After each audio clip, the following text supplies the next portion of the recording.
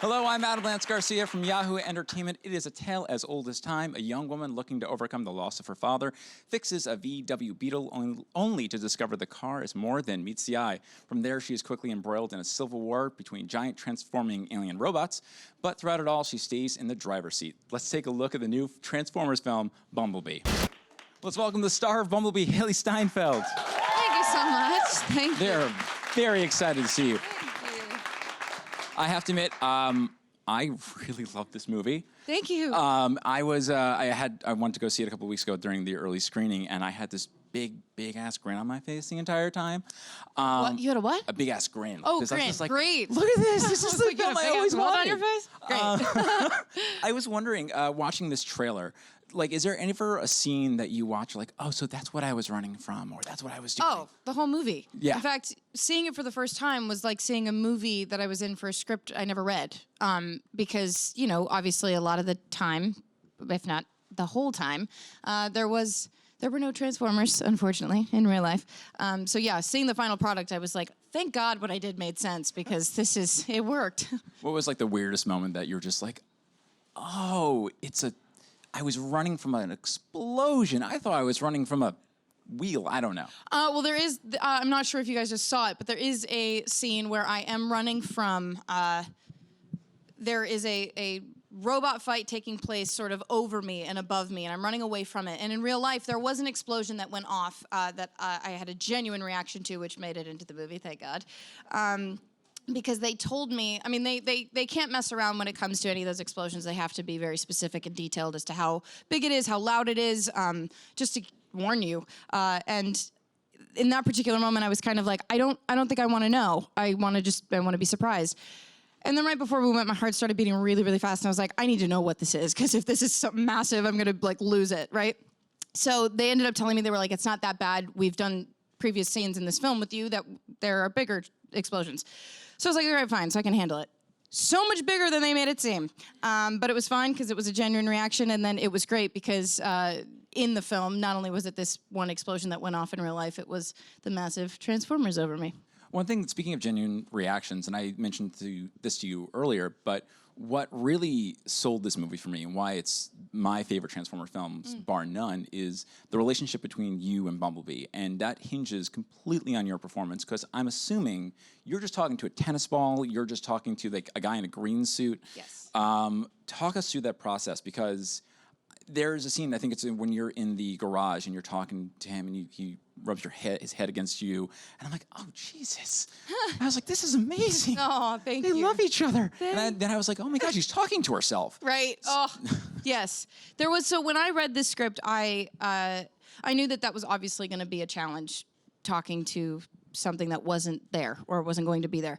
But because that relationship felt so real on the page, it didn't necessarily strike me as anything so absurd. But it wasn't until I showed up on set and was faced with the tennis ball on the pole that I was like, great, this is me talking to myself for the next 4 months. And at one point, I actually genuinely was a little concerned and scared, because I was like, I'm taking my own timing on everything. I'm gonna go insane. I don't know. I mean, how am I supposed to know if any of it's right?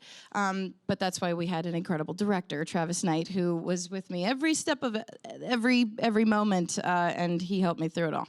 Speaking of Travis Knight, like, he's an animation director. Like, what did he bring to the set that really helped you kind of work through that, like, that discomfort and concern of being, I'm talking to myself? Well, I think, first of all, he was able to see the end result of this movie before anybody else, because that's just how his mind works.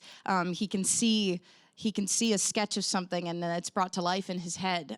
Whereas for me, I needed that spelled out, especially with these scenes where Bumblebee is. I mean, what I was going to come up with an example, but it's really any scene I'm in with Bumblebee. It's like it's only my imagination, and if it's me and other actors in Bumblebee, then it's like, how the hell are we supposed to know if we're on the same page? And thank God for Travis, he literally storyboarded almost every sequence with a Transformer, and would show us like a previs. He would go and put in the scene sort of in a computer so that he could then come to us on set with an iPad, play it out, and we would at least have a sense of what was going on. And Christina Hodson,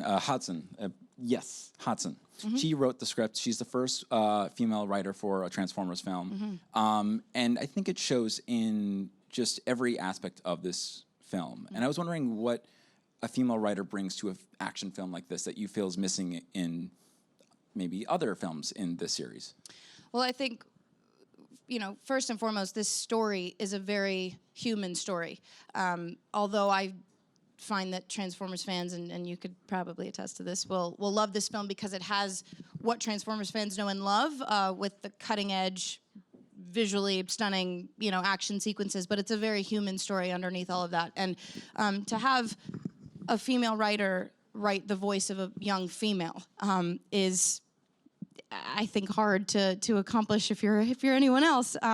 But this character feels like an honest portrayal of a young girl who's struggling growing up, and she really was able to capture that just in her everything, in her essence, in her voice, in her in the way it was scripted, how she looked, and everything else. So Christina did an amazing job.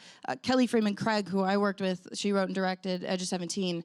She also Which is a contributed. great film, by the way. Thank you so much. It's really good. Thank you. She contributed as well. So it was amazing just to have, between Christina, Travis, Kelly, these conversations with these people I felt I could be completely candid with in developing this character. I don't want to get too spoilery, but the relationship at the core of the film, the two with the other, with your friend, I just don't want to spoil it, but Okay. like the non-Transformer relationship you are in Yes. is what I loved about it wasn't romantic. It was actually really nice to have. There's a scene at the end of the film. I'm really trying hard not to spoil this, guys. Don't spoil it. There's just a scene at the end of the film that was like, oh, thank God she's doing this, and I felt. What was that conversation like? Did you have that talk? Absolutely. Yeah. Well, I guess. No, I'm being. I know this is vague. very evasive. You'll understand after you'll the movie. understand Go after watch it Friday. and watch this clip later. Yeah, of course. I mean, there was definitely a conversation as to, who is this character in the beginning of the film? Who is she at the end? And there are people that come and go in her life that become a part of her journey and this discovery of this Transformer. And yeah, it's kind of this idea of how does she let these people into her life? She's at a point where she, at the beginning, is lost and feels misunderstood and unseen and unheard. And I think that oftentimes when we're in those positions, anybody that gives us attention, we take it from them because it's all we're looking for. And with Charlie, she doesn't seem to get that from anybody until she meets this Transformer. And then obviously she has her friend Memo, who's played by George Lundeborg, who is amazing. And he gets sort of let in on this secret, and she has no choice but to bring him along for the ride so that, she knows he'll keep the secret. And of course, they have this wonderful friendship, but it's amazing to see that not everything has to end the way. It doesn't have the Hollywood ending. It doesn't have the Hollywood ending. And that's what this whole story is. I mean, this is a young girl who is not a superhero, but she's got the qualities of one. And she's got no special powers, but she is still capable of the world. And it feels very real all the way to the end. So Another relationship at the core of this movie is Charlie's relationship to her mother and her stepfather. And there's a scene in the movie where the stepfather gives like a smile book. Yes. And that brought to mind, it brought to mind from the song you sang in Pitch Perfect 3, Sit Still, I'm sorry. Yeah, Sit Still Look Pretty. Sit Still Look Pretty, I want to make sure I got it right. And I'm a guy, I'm a white guy, but the thing that I loved about this film is seeing someone, a woman in an action role saying like, no, I will not sit still and look pretty. I'm trying to find the best way to say it, so I'll just look at my notes. Do you think characters like Charlie will help us move past this expectation that we put on women in films and in society? I mean, I can only hope, because yes, I think the answer is yes. That song's a perfect representation. I mean, here is a girl who, like I just said, is struggling. We all go through that time in our life where we are searching for answers to questions that we can't find on our own.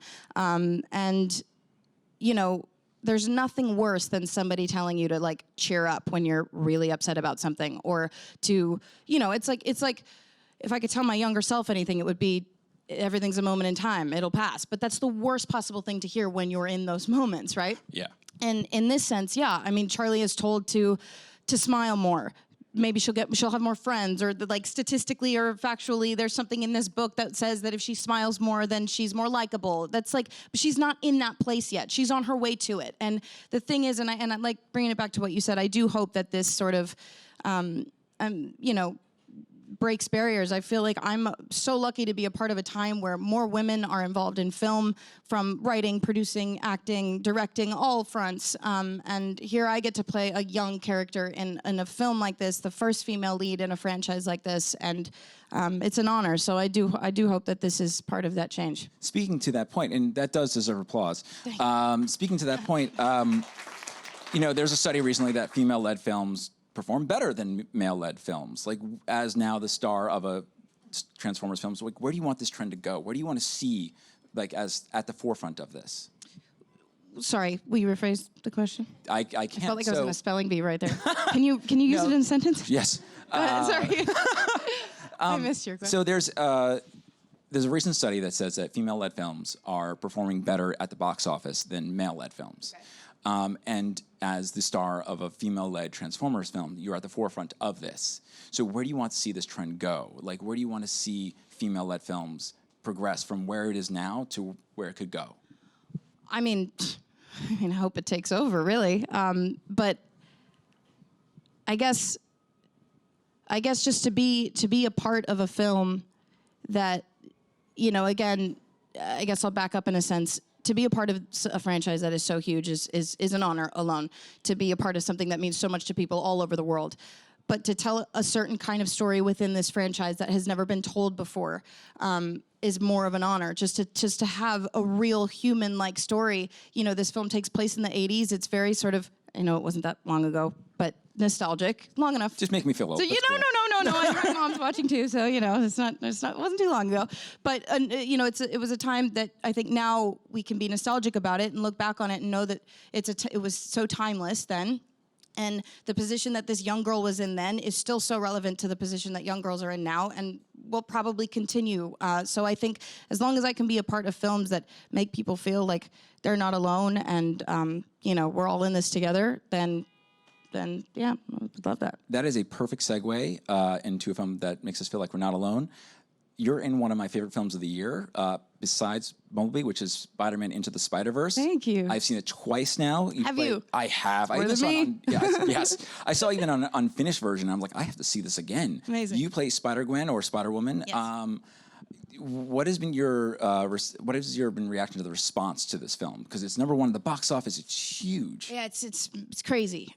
This is something that has taken place over the last couple of years. I was on tour when I was recording for this movie. May have even been. I have no sense of time whatsoever. So it's been a couple of years, and it's one of those things where the process of doing an animated film like that, unlike anything I've ever done, where you go in and you're shown sketches of your character, and again, sort of storyboards of the scene that's taking place. And you go in, you give them your voice, you go away for weeks, they kind of then animate to you, you come back, you see a little bit, it's just this constant back and forth until it's done. I actually have yet to see the final product, so I'm very much looking forward to that myself, but it just feels so amazing to be a part of a story that is breaking barriers in another sense. I mean, this is a Spider-Man story that is different to anyone that you've seen. Visually, it's unlike anything I've ever seen. It's so insane. It's beautiful. So yeah, it feels pretty awesome to be a part of that. And you mentioned it's over two. I know Shamik Moore and Jake Johnson talked about it's over 2.5 years. They did 30, 40 takes per scene. Was that your experience as well? Yes. Yeah. In fact, yeah. You so much time ago, in between sessions that you would come back to something, and I literally would say to the directors, "I'm like, guys, I've already done this," and they're like, "Oh, we got to do it again. Different stuff's going on." But one thing that I learned recently was that Shamik and Jake actually, and Shamik as well as some of the other cast members, they got to record in the booth together. I never got to do that with any of the other actors, and I'm so jealous. In fact, I found out we were all together. I think we were in the middle of an interview, and it was live, so I really couldn't give them the reaction I wanted to, but I was so upset. But I'm hoping that, you know, if and when I get an opportunity to do that again, I can have some actors in the booth with me.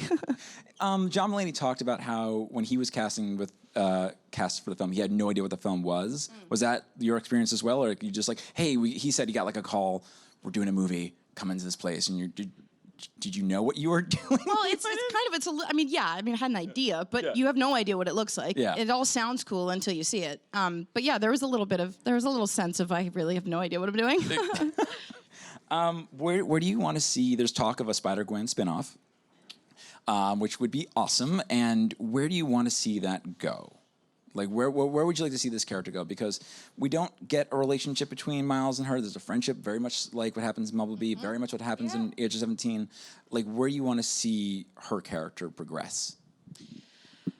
Ooh, well, here is a character that is, I mean, the smartest one in the room, and she knows it. She is strong and fearless and brave. I think she's capable of absolutely anything. The possibilities are really endless. But the directors of Spider-Verse and the creators, producers are incredible, and their minds, if I could dive into anyone's minds for 12 minutes, it would probably be one of theirs. And I'm sure that they've got wild ideas in store for her. This is something I've heard a lot about. I found that voice acting is very liberating. A lot of the voice actors that I've spoken to, and you're a singer as well. So I was wondering what you find, what's the difference between like acting on stage, performing on stage, acting in a film, or voice acting? Like, what was something new that you discovered in the booth that you've never done before? Well, one thing that, I mean, with Into the Spider-Verse, the writing was so great. But even then, the directors were they allowed so much freedom. And I think whenever you're given material that is already just perfect, and you're able to then take that and just run with it, magic happens, and they allowed for that. So I don't know, there's just this sense of, it's obviously you get multiple takes. You're not in front of a camera, so there's no pressure there. You can just really feel free and candid. And I had the support of, again, the directors that, you know, just gave me so much room to run and explore. So it's a different kind of thing. I guess I'm not really answering your question, but It's okay. But it was a great experience. Everyone and their mother, when I told them that I was going to be interviewing you, said, please ask a true grit question. Hey, Everyone. okay. Like, no, just take over the entire interview, talk about just true grit. Let's do it. My biggest question is working with the Coen brothers. Are they like a gestalt or like a one mind, or do you have to like figure out who's the one in charge today?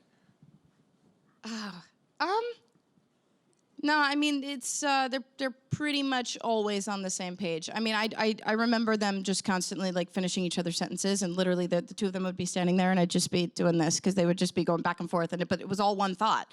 But then again, I don't know, they would disagree on things and have different ideas, and the beauty of having the opportunity to do multiple takes is you did one for Ethan, one for Joel, and one for shits and gigs. That was always the deal. Awesome. Let's see. I think we have 2 minutes until. We have 5.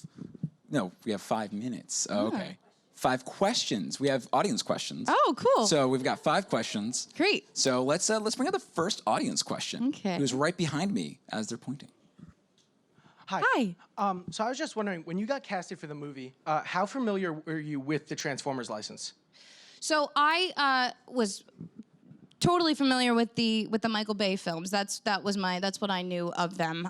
My older brother Griffin is a race car driver and mechanic and just sort of all around genius when it comes to anything with a car or motor. And I remember seeing the first film with him, so he was kind of my connection to it.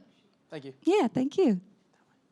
I will say it's very Gen 1, if that makes any sense to some really interesting Transformers fans. Gen 1. It's very Gen 1. That's right. Hi. Hey. So we've seen you in literally any kind of film, like romance, comedy, now action, and I was just wondering, what's your favorite kind of film to shoot? Like, Ooh, that's a great question. Yeah, you know what's so strange, just thinking about, like, even going back to True Grit with that being my first film, never in a million years thought my 13-year-old self would be in a Western. And then I went from that to Shakespeare, and then I went to the sci-fi. It's very strange, but very cool. I have to say, and I'm not just saying this, but I got really lucky with Bumblebee because here I am like in these insane action scenes doing these really awesome stunts that I like didn't want to do, but just forced myself into doing them because I wanted to be able to tell you that I did my own stunts. And I also got to have these incredibly grounded emotional scenes. And that's also what I love. So this was kind of the best of every world because I got to do a little bit of everything. Yeah, I just want to say I love like the comedy that you bring into every role. That Thank you. you. Have. I love it. Thanks so much. Thank you. Number 3. Hi, how do you relate to your character? In Bumblebee. Yes. Ooh, well, where do I begin? I think there are multiple qualities that she has. I feel that we share her drive and her passion. But I think that, you know, one thing I love so much about this character, and I said this before, she feels like an honest portrayal of what it feels like being a young female growing up. And what I mean by that is a lot of the times we get to see films where there's a fairy tale ending and we get to go to bed that night dreaming that that will happen or hoping that it will, or, you know, writing in our journals that that's what's going to happen into our lives, even though it's not really anything close to reality. And this really feels real and honest and authentic to the struggles of feeling misunderstood. And I've been there. I still have moments in my life where I feel that way. And that's why it's nice for me to be able to play these roles because I get to emote through them. Hi. Hi. Did you have to undergo a lot of physical training for this film? And if so, like, what did that entail? So there was no like specific training. There were definitely times on set where I'd come across a certain stunt and I would need to be shown how to do it properly. There is a proper way to fall, people. I didn't know that before this film, but there are ways to fall out of dumpsters. Really? Yes. Go on. No, not that. I would demonstrate now if I could, but I don't have a dumpster. I don't have you know, it's hard to do. Yeah. But yeah, there were definitely times where I was shown how to do certain things properly. Another thing, I had to learn how to drive stick. And that, I mean, it's not easy, but it's not like the hardest thing in the world until you've got to like act, not kill anyone, and like hit a mark. So those were some challenges. What was harder, dumpster diving or stick driving? The dumpster thing was pretty hard. Yeah. Yeah, walked away with a couple sense, bruises. yeah. I felt cool about it though. Yeah? It's okay. Yeah. It's definitely put on your resume. You're just like, I can dumpster dive. Dumpster. whenever Yeah. You need. Yeah. Fair enough. I will add it once I leave. Yes. Thank you. Thanks. Hello. Hey. I'm a big fan of your movies, first of all. I think Begin Again is one of the best movies of all time. Thank you. But my question's actually about your music. Can Okay. we be expecting a solo headlining tour anytime in the near future, and specifically internationally, worldwide tour, as I'm from Australia? I'd love to see you there. Amazing. Thank you so much. So here's the deal with the music. You guys have been so incredibly patient. I don't know what I've done to deserve you all, and I just want to say thank you for that because you guys let me go away for months at a time and make movies and put the music on hold. But the music right now, I had every intention on putting more music out this year, but this happened, which you'll be happy about on Friday, I promise. You will. You will. And I'm currently working on a TV show for Apple called Dickinson, based on Emily Dickinson, the poet, that I finish in January. Once I finish that, I'm heading back to LA, and I'm finishing what I started with the music. That means an album, then that means a tour, and all those dates are yet to come because... Those are yet to come. It's hard to put dates on those types of things, I've learned, because it just, you know. So anyway, I appreciate you asking, and I only hope that my music will take me around the world and back to Australia. So yeah, I look forward to it. Thank you. Thank you. Thanks. I will say I've got Let It Go stuck in my head. I listen to it as still, it feels really... What? Let It Go. Oh, Like Let Me Go. Let Me Go. Sorry, I'm sorry. I first heard Little Ghosts. Little and I was Ghosts, Like, you have huh? Little Ghosts in your head? That's yeah, a bit, I didn't even know you that was a wanna song. talk about that, or Yeah, it's okay. No, yeah, Let Me Go. Let Me Go. That one really hit me, and I was like, I remember listening to it, and I was like, oh boy. Yeah, I figured if we made a real happy production, then it wouldn't make me cry every time I listened to it. but you do. So I just dance instead. But sometimes I'll cry. Oh, But I mostly dance. I was just sitting there at my desk crying. Oh, so shoot. I'm sorry. No, it's fine. Okay. It's a beautiful song. Thank you. Anyway, so thank you so much, Hailee. Make sure you check out Bumblebee in theaters this Friday and check out Spider-Man Into the Spider-Verse. Make it a double feature. 'Cause Yes. it is so worth it, guys. I can't tell you how much I love these movies. Thank you. It's really good. Thank you so much. Really good. Anyway, thank you so much. Have a great day. I'll talk to you guys. Thank you, guys.